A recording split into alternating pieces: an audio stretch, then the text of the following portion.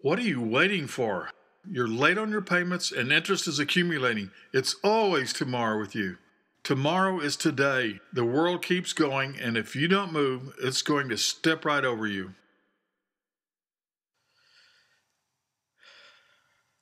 What do I want?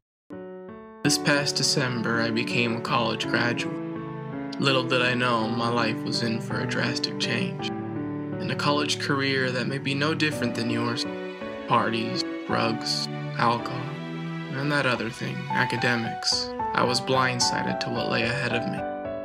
As a student, we are free to dream, to make mistakes, and study what impassions us. We are told we have the whole world ahead of us.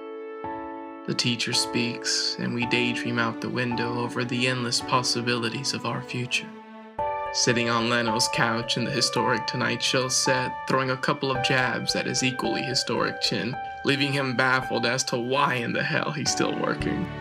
Spielberg pulling me aside between takes with the one simple request: do better.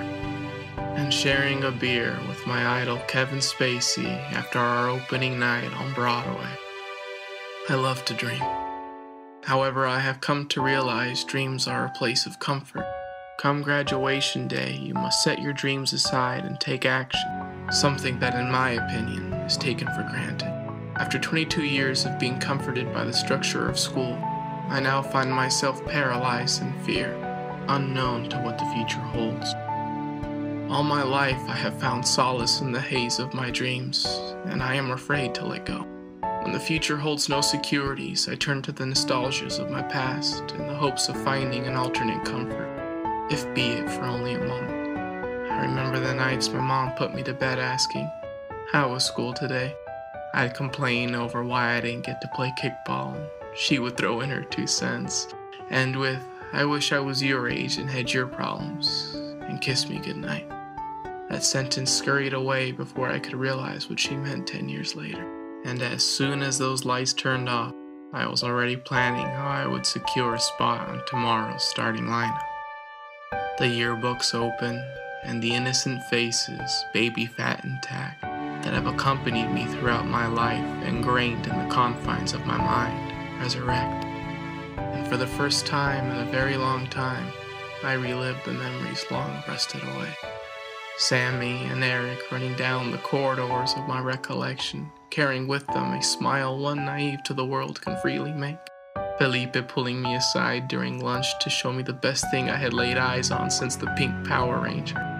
The first pair of breasts I saw came from a Playboy magazine he had found in his dad's underwear drawer. What he was doing there, I never asked. And of course, Margaret. The day Sean stood up in class for the stereotypical Monday morning weekend tell-all, complaining how he had wasted 2 hours of his perfectly fine Saturday watching Forrest Gump, left poor Margie in tears because her Uncle Bobby had directed the movie. And Emily. First girl I ever had feelings for. I'll never forget the morning I failed my first quiz in biology. The question, what is brain freeze? I didn't care. All I knew was that I was having fun. I spent those next 10 minutes staring at Emily's green eyes, dancing in my head, admiring her every stroke of the pen. Sammy, Eric, Felipe, Margaret, Emily.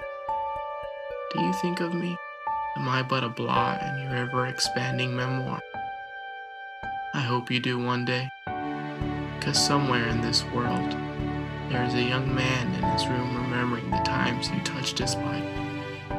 As I find myself lost, struggling once again to answer a question, perhaps the biggest one of them all, what do I want? Whatever the answer, I can't help but find comfort in the memories I shared with the past.